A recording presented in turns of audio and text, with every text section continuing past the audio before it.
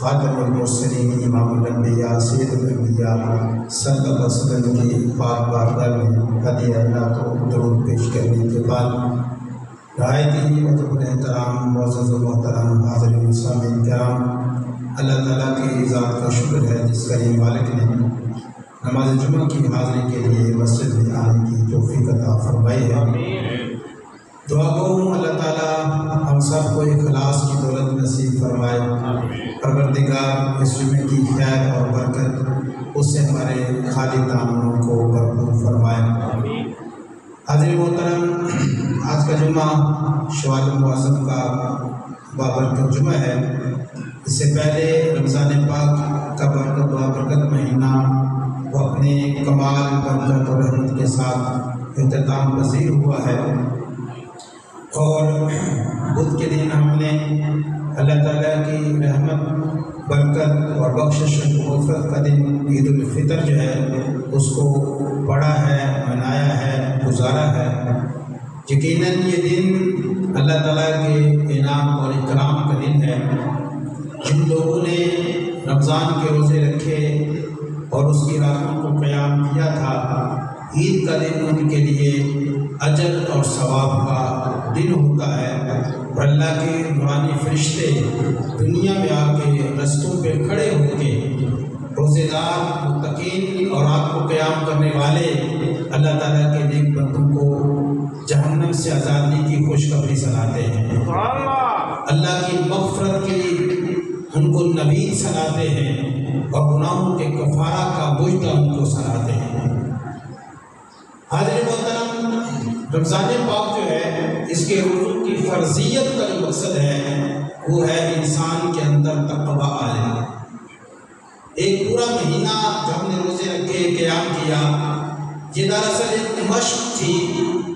کہ تم نے سارا سال گزارنا ہے تو اسی تقویٰ کے جذبے سے گزارنا ہے۔ شیطان کو قید کر دیا، جہنم کے دروازوں کو بند کر دیا، یا باعی الخیر اقصر کہہ کے جو برائی کرنے والے تھے ان کو روک دیا، یا باعی الخیر اقبل کہہ کے جو خیر کے جانے والے تھے ان کو اس طرف متوجہ کیا۔ یہ ایک مہینہ مشق تھی کہ ہم جو ہے اللہ کی بارگاہ میں تقویٰ کی نعمت کو حاصل کر کے مخلص بندے بن کے زندگی بسر کریں۔ حاضرین محترم، اللہ تبارک و تعالیٰ جس کو یہ بندگی کی توفیق عطا فرماتا ہے،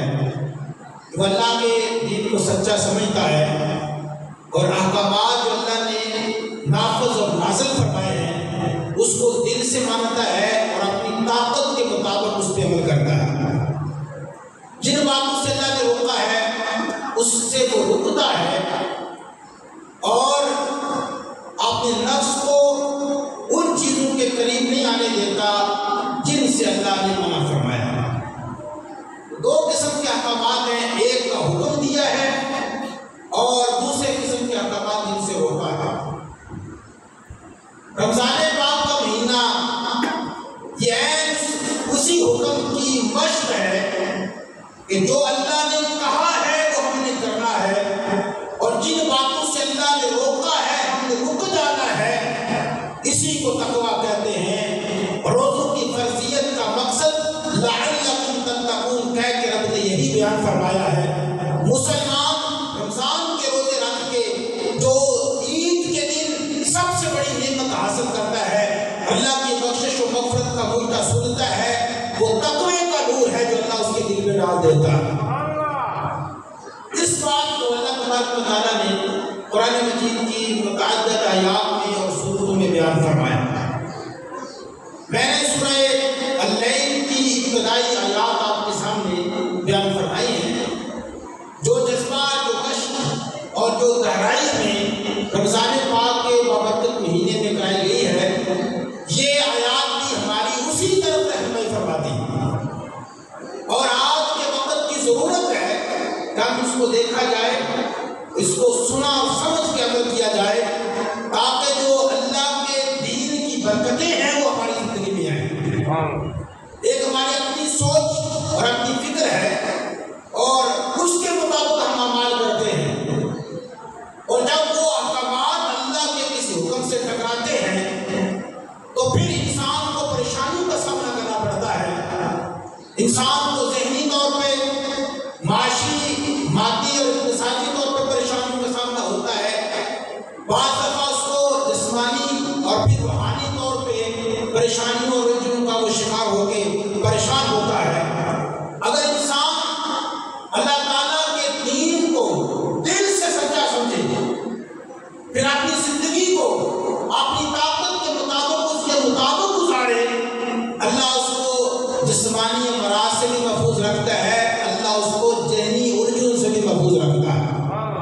انسان روحانی طور پہ بھی ترقی کرتا ہے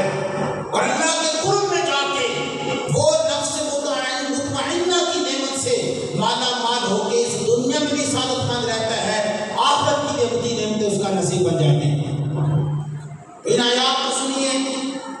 سورہ لیل کے جو پیغامات ہیں اللہ نے دیے ہیں، جو زندگی کا اصول اور ضابطہ اللہ نے بیان فرمایا ہے،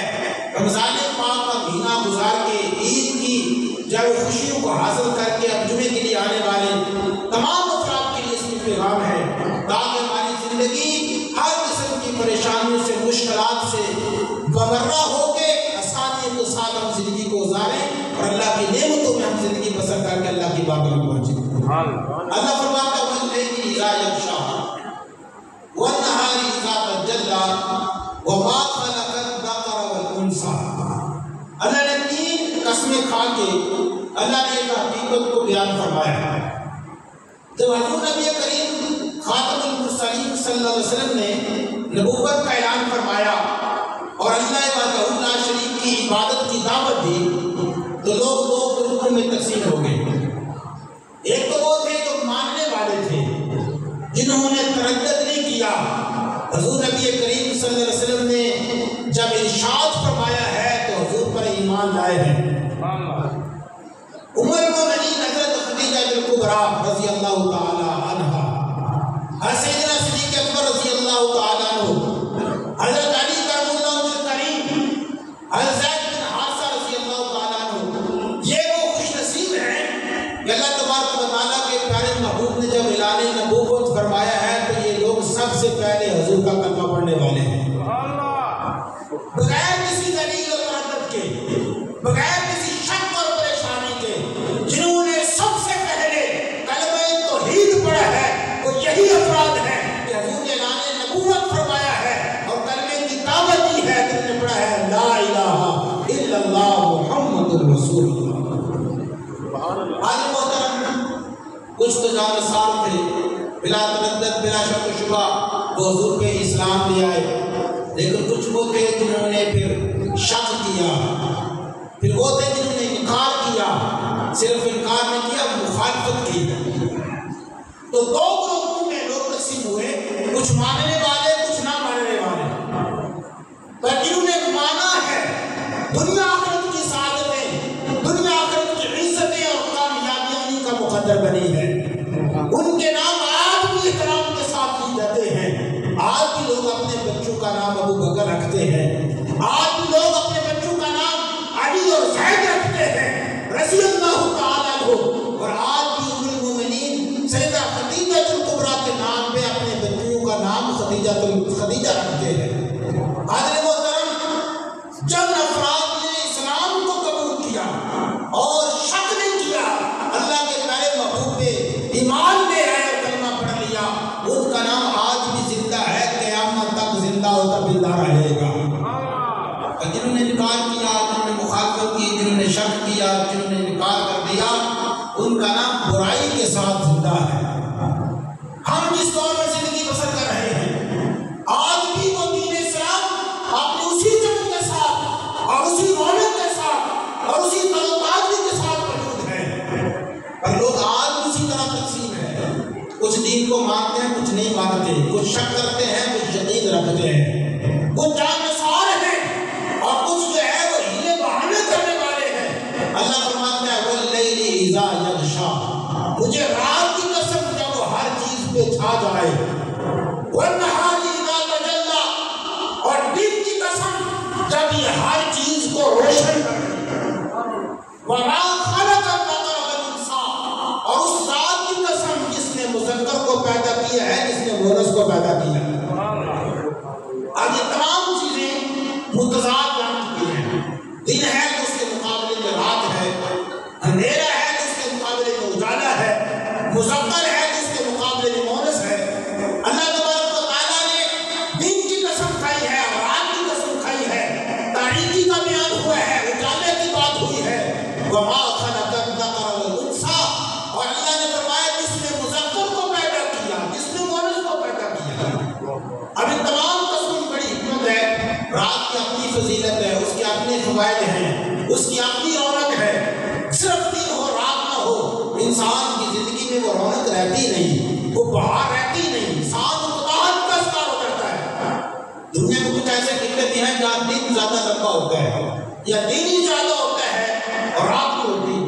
اور کچھ خطے ایسے بھی ہیں جہاں رات ہی ہوتی ہے، دن کا اجالا ان کو نصیب نہیں ہوتا، اگر ہوتا ہے تو وہ کم۔ دنیا کے خطے ایسے بھی ہیں کہ جہاں دن زیادہ ہے یا جہاں رات زیادہ ہے، زیادہ وقت رات رہتی ہے، تھوڑا وقت دن رہتا ہے، لیکن دنیا کے اکثر خطوں میں دن اور رات آتے ہیں، رات پہلے آتی ہے، دن بعد میں آتا ہے۔ رات کے اپنے فوائد ہیں اور دن کے اپنے ثمرات ہیں۔ جو روشنی اور چیزوں کی وضاحت اور چیزوں کا واضح ہونا دن کے اجالے میں ہے، رات کو جتنی مرضی لائٹیں لگا لیں آپ کو روشنی کو حاصل نہیں کر سکتے۔ اللہ نے دن کو روشن بنایا اور رات کو تاریک بنایا۔ جو اطمینان اور سکون کی نیند رات کی تاریکی میں آتی ہے، دن کے اجالے میں نہیں آتی۔ جو راحت جو اللہ تبارک و تعالیٰ نے رات کی حکمت کو بیان فرمایا ہے، رات کی جو اللہ تعالیٰ نے رات رکھی ہے وہ دن کے اجالے میں نہیں۔ اللہ نے رات رحمت کے لیے اور دن معاش کے لیے بنایا، تو جو آپ دن کے اجالے میں کام کر سکتے ہیں رات کی طریقے میں وہ نہیں کر سکتے۔ جو رات کی طریقے کے فوائد ہیں، جو اس میں پردہ ہے، جو راحت ہے، جو نیند ہے، وہ جو رات کی طریقے میں اس کے سکون اور سناٹے میں ہے، وہ دن کے شور شرابے میں اور اس کی رونق میں نہیں ہے۔ اسی طرح اللہ تعالیٰ نے مذکر اور مونس کو پیدا کیا ہے۔ دو انسان ہیں اور ایک مذکر ہے ایک مونس ہے۔ مذکر کی اپنی صلاحیتیں ہیں، مونس کی اپنی صلاحیتیں ہیں۔ دو ذات ہیں، مذکر اور مونس، مرد اور عورت ہیں، اور عورت کے جذبات اور مرد کے اور، مرد میں بہادری اور عورت میں بہادری اور طرح کی۔ ماں کی ممتا ماں میں رکھی، پیو کی بہادری باپ میں رکھی۔ اللہ فرماتے ہیں وَمَا خَلَقَ الذَّكَرَ وَالْأُنثَىٰ، جس ذات نے مذکر پیدا کیا ہے اور پوری صلاحیتوں کے ساتھ پیدا کیا ہے،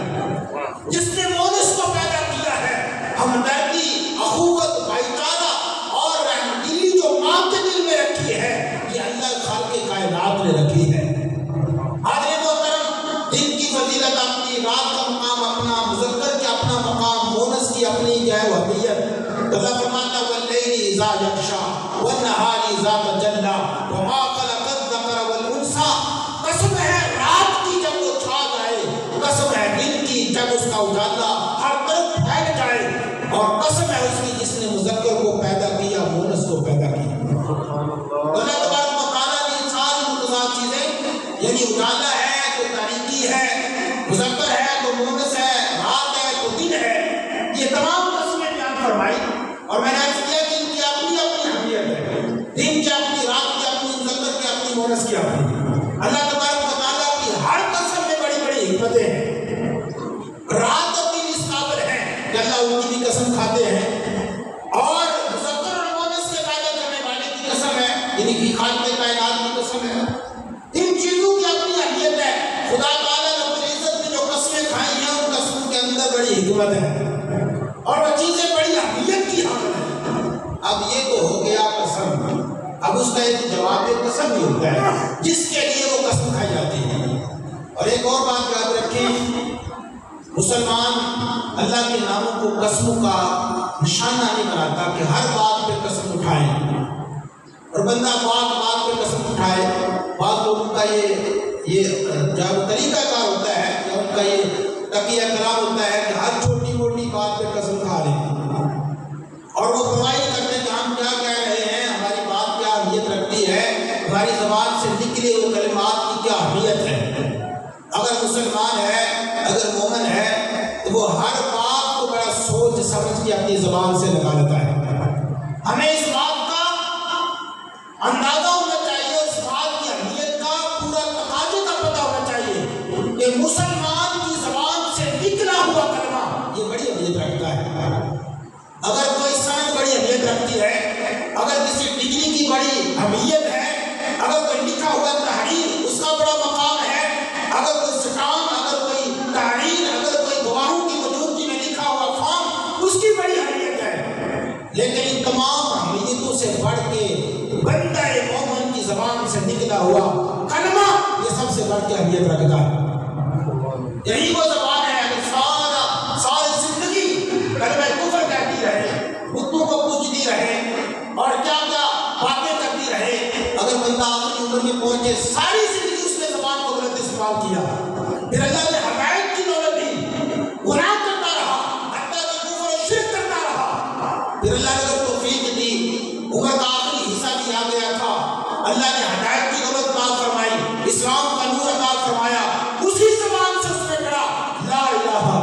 اللہ محمد رسول اللہ. زبان نے یہ کلمہ کہا، دل نے یہ تصدیق کی. اللہ یہ نہیں دیکھتا اس کی زندگی تو کچھ شرک میں گزری ہے، یہ بندہ تو زبان سے گندی باتیں کرتا رہا ہے. اللہ اس کے کلمے کی حیثیت سے اس کی زندگی کے سارے گناہوں کو معاف فرما دیتا ہے. ایک کلمہ مسلمان نے کہا ہے، ایک بات اس نے کی ہے اور زبان سے کہی ہے، کوئی تحریر نہیں، کوئی اسلام نہیں ہے، کوئی ڈگری نہیں ہے، بس اس نے زبان سے کہا ہے لا الہ الا اللہ محمد رسول اللہ. اللہ نے اس کی زندگی کے سارے گناہوں کو معاف فرما دیا. اس لیے میری اور آپ کی بات جو ہے، قول جو ہے، جو زبان سے نکلا ہوا کلمہ ہے، اس کی بڑی اہمیت ہے، اس کا بڑا مقام ہے. اور حضور نبی کریم صلی اللہ علیہ وسلم آپ نے ایک موقع پر ارشاد فرمایا من قال لا الہ الا اللہ داخل الجنہ. ارشاد فرمایا من کان آخر کلامہ لا الہ الا اللہ داخل الجنہ. حضور نے فرمایا جس نے زبان سے لا الہ الا اللہ کہا وہ جنت میں داخل ہو گیا. پھر حضور نے فرمایا جس کا آخری کلام، آخری گفتگو اور زبان کا آخری کلمہ یہ تھا کہ وہ کہہ رہا تھا لا الہ الا اللہ محمد رسول اللہ، آخری گفتگو کلمہ تھی، اللہ نے اس کو جنت میں داخل فرما دیا. عالم محترم، اس لیے حضور نے لقنوا موتاکم لا الہ الا اللہ. مرنے والا جب اس کائنات سے جا رہا ہو تو اس کے پاس کلمہ پڑھو، کلمے کی تلقین کرو، لا الہ الا اللہ محمد رسول اللہ پڑھو. اگر اس نے بھی کلمہ پڑھ لیا اور اس کی زبان کا آخری کلمہ بھی لا الہ الا اللہ ہو گیا، اللہ اس کے گناہوں کو بھی معاف فرما دے گا، اللہ جنت بھی عطا فرما دے گا. بات بتانے کا مطلب یہ ہے کہ مسلمان کو اس بات کی اہمیت کا پتہ ہونا چاہیے کہ جو کلمہ میں زبان سے کہہ رہا ہوں یہ بڑی اہمیت رکھتا ہے. دونوں طرف، گناہ کی طرف بھی، اچھائی کی طرف بھی، برائی کی طرف بھی. اگر ساری زندگی بندہ کلمہ توحید پڑھتا رہے، ورد کرتا رہے، آخری زندگی میں اگر اس کی زبان پھسل گئی اور کلمہ کفر کہہ دیا تو پھر وہ بندہ جہنم میں چلا گیا. طلاق کی بڑی اہمیت ہے، لیکن یہ اختیار بندے نے مرد کو دیا ہے. لفظ طلاق عورت کو کہہ دیا، کچھ لکھا نہیں ہے، کچھ سائن نہیں کی ہے، زبان سے کلمہ کو نافذ ہو گئی، جدائی ہو گئی، دو زندگیاں لہدا لہدا ہو گئی. تو گویا ہماری زبان کا کلمہ بڑی اہمیت رکھتا ہے. تو کچھ لوگ جو ہیں وہ بغیر سوچے سمجھے اپنی زبان سے ایسے کلمات نکال دیتے ہیں جو غیر شرعی ہوتے ہیں، چاہے خوشی ہو یا غمی ہو، آپ بیمار ہو یا تندرست ہو، زندگی کے حالات میں شیخ و فرائض سے جیسے بھی گزرے، ہماری زبان کہے گی تو وہی کہے گی جو اللہ نے ارشاد فرمایا. حضور نبی کریم صلی اللہ علیہ وسلم کے ساتھ ساتھ ارشاد فرما گئے، آپ کی آنکھوں میں آنسو آئے، صحابہ نے عرض کیا یا رسول اللہ آپ ہمیں صبر کی ترغیب کرتے ہیں، خود آنکھوں سے آنسو ہیں. فرمایا آنکھیں تو آنسو بہاتی ہے پر زبان وہی کہے گی جو اللہ کا فرمان ہے. اس لیے ہمیں ہر حالت میں اس بات کا احساس ہونا چاہیے کہ ہماری زبان کون سی بات کر رہی ہے، ہماری زبان سے کلمہ کون سا نکل رہا ہے. اور حضور نبی کریم صلی اللہ علیہ وسلم نے فرمایا یہ زیادہ کلام کرنے سے اجتناب کرو، زیادہ گفتگو کرو، ان قصرۃ الکلام بغیر ذکر اللہ کثرۃ للقلب. حضور نے فرمایا بغیر اللہ کے ذکر کے زبان کا زیادہ باتیں کرنا یہ دل کو سخت کر دیتا ہے. حضور نے فرمایا اللہ کے ذکر کے علاوہ، اللہ تعالیٰ کے علاوہ، اس کے ذکر کے علاوہ زبان سے زیادہ باتیں نہ کیا کرو. کچھ لوگ بڑے بدتونی ہوتے ہیں، ایک ایک بات وہ بال کی کھال اتارتے ہیں. سیاسی موضوعات ہو تو پھر تو جناب وہ خاموش ہی نہیں ہوتے. مذہبی موضوع ہو، صحت کا موضوع ہو، حالات زندگی کے موضوع ہو تو انسان کو باتیں کرتے ہی رہتے ہیں، ان کی باتیں ختم ہونے کو نہیں آتی.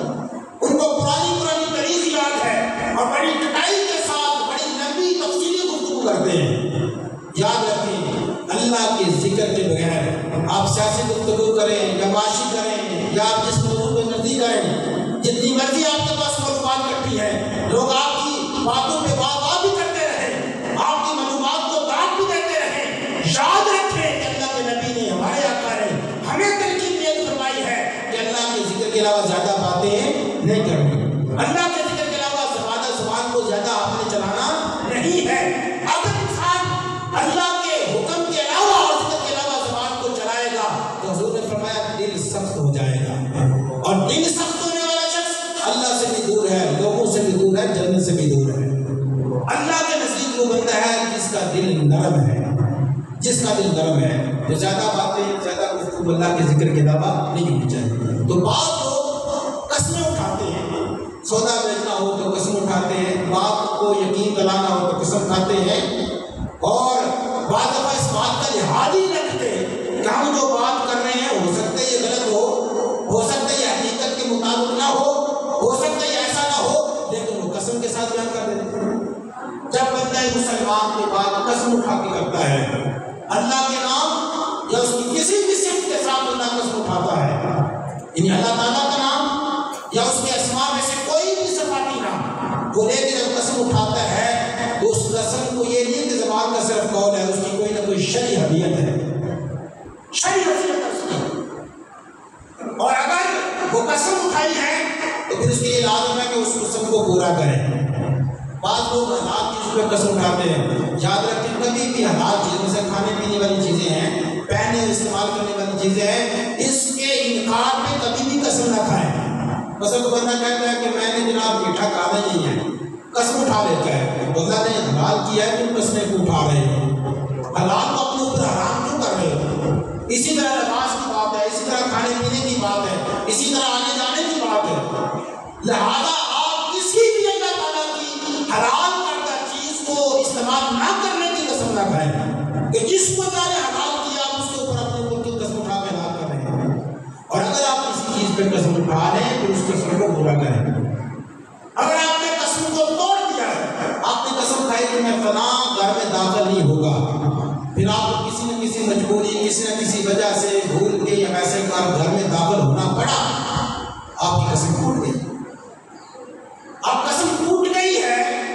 تو آپ کے قول کی اہمیت تھی تو آپ اس قسم کا کفارہ ہے،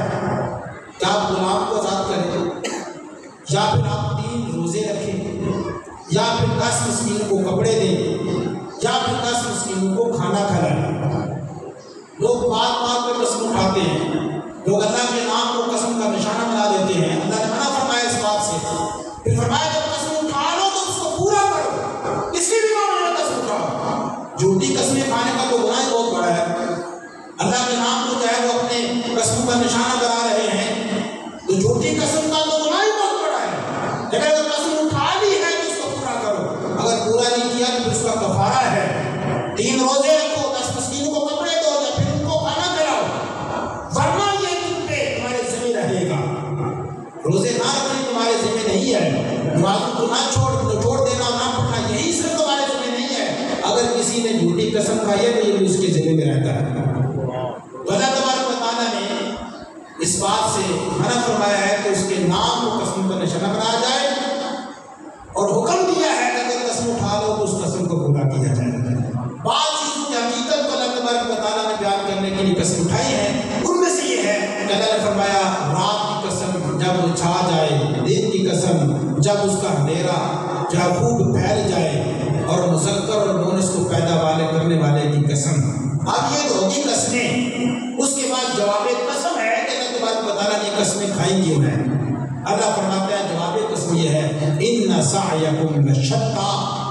تمہاری کوششیں مختلف ہیں، کچھ نے روزے رکھے کچھ نے نہیں رکھے، کچھ نے نمازیں پڑھی کچھ نے نہیں پڑھے، کچھ نے رات کو قیام کیا کسی نے نہیں کیا،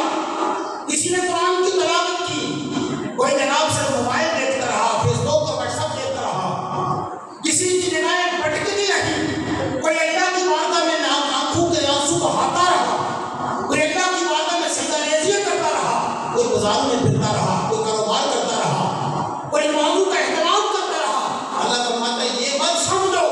کہ جس خالق نے تمہیں پیدا کیا ہے وہ بے خبر ہے، وہ دن رات کی قسمیں اٹھا کے، وہ مرد و زن کی قسمیں اٹھا کے کہتا ہے ان سعیکم لشتیٰ، بے شک تمہاری کوششیں مختلف ہیں، کوئی نیک ہے کوئی پارسا ہے، کوئی گناہگار ہے اور گناہوں میں ڈوبا ہوا ہے، کوئی روزے رکھنے والا تھا کوئی مخالفت کرنے والا تھا، کوئی عدل کرنے والا تھا، کسی نے عدل نہیں کیا ہے، پر یاد رکھو عید کا دن روزہ رکھنے والوں کے لیے تھا،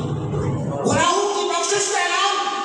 ان صائم الدہر لوگوں کے لیے تھا جو رمضان کے روزے رکھتے ہیں، راتوں کو قیام کرتے ہیں، قرآن کی تلاوت کرتے ہیں، خدا کی بارگاہ میں رکوع سجود کرتے ہیں۔ یہ جو میرے پیارے محبوب نے بخشش کا اعلان فرمایا ہے یہ ان لوگوں کے لیے ہے جو دن کے روزے رکھتے ہیں، راتوں کو قیام کرتے ہیں، اگر گناہ میں غلطی ہے اور گناہ میں سجد ہوئے ہیں، رمضان آتا ہے اللہ ان کے سارے گناہوں کو معاف فرما دیتا ہے۔ اس لیے لیے ان سعیکم لشتیٰ، اللہ فرماتا ہے تمہاری کوششیں مختلف ہیں۔ اگر اللہ تعالیٰ نے وہ حقیقت کو بیان فرمایا ہے کہ جو تقویٰ کو اختیار کرے گا، جو اللہ کی راہ میں دے گا، جو اچھی بات کی تصدیق کرے گا، پھر وہ زندگی گزارے گا تو بڑی آسان زندگی گزارے گا۔ اور جس نے بخل کیا، جس نے اللہ کے حکم کی پرواہ نہیں کی، جس نے اچھائی کو اچھا سمجھا ہی نہیں، برائی کی طرف میں رہا، پھر وہ زندگی کو گزارے گا تو مشکلات میں کوئی جسمانی، کوئی روحانی، کوئی جسمانی پریشانی کے ساتھ زندگی بسر کرے گا، پر کامیابی اسی کے لیے ہے جو اللہ تعالیٰ کے حکم کو مانے گا۔ اللہ تعالیٰ جب یہ رمضان پاک ہماری زندگی میں آئے، آپ نے گزارا ہے، اچھا گزارا ہے، عید کا دن بھی آپ نے گزارا ہے، اور یہ بھی یاد رکھیں باقی جو لوگ تہوار مناتے ہیں وہ اپنے اپنے انداز کے ساتھ مناتے ہیں۔ عیسائیوں کا کرسمس ہوتا ہے تو آپ جانتے ہیں وہ کس طرح مناتے ہیں، ہندوؤں کی دیوالی آتی ہے تو وہ اپنے انداز کے ساتھ مناتے ہیں، سکھ اپنے گرودواروں میں جاتے ہیں، اپنے دنوں کو مناتے ہیں، وہ جنم دن اپنے انداز کے ساتھ مناتے ہیں، یہودی اپنے ساتھ سے مناتے ہیں، ہر قوم اپنے حساب سے مناتی ہے، اور ہم مسلمان ہیں، ہم نے کلمہ حضور نبی کریم صلی اللہ علیہ وسلم خاتم المرسلین کا پڑھا ہے، ہم اسلام کو ماننے والے ہیں، مسلمان ہیں اور خاتم المرسلین صلی اللہ علیہ وسلم کے غلام ہیں۔ ہماری خوشی کے دن کی ابتدا ہوتی ہے تو اللہ کے ذکر سے ہوتی ہے، ہم ڈول ڈبکے سے، شور شرابے سے، رنگ پھینک کے اس طرح نہیں کرتے، بلکہ ہم عید الفطر کو ادا کر کے اللہ کے ذکر سے اپنے دن کا آغاز کرتے ہیں۔ عید الاضحیٰ ایک بڑی عبادت ہے، ہم نے قربانی کرنی ہوتی ہے، ہم نے کھانا پینا ہوتا ہے، اور اس خوشی کے دن کی ابتدا بھی ہوتی ہے تو عید الاضحیٰ کی نماز سے ہوتی ہے۔ ہماری ہر خوشی کی ابتدا ہوتی ہے تو اللہ کے ذکر سے ہوتی ہے کہ ہم مسلمان ہیں، ہم مومن ہیں۔ اس لیے اللہ کرے کہ ہمارے سارے سال اور ماہ جب یہ رمضان ہماری زندگی میں آئے، اللہ ادب کی توفیق عطا فرمائے اور پھر اس تقوی کو سارا سال لے کر چلنے کی توفیق عطا فرمائے۔ اللہ تبارک و تعالیٰ حضور نبی کریم صلی اللہ علیہ وسلم کے نالان کے صدقے سے اخلاص کی دولت نصیب فرمائے۔ اللہ جو عبادات ہم نے کی، جو صدقات و خیرات کیے، جو رسول نے کیے، قبول فرما کے جو ثواب نصیب فرمائے۔ آمین وما علینا الا البلاغ المبین۔ سنتے جی حضرات۔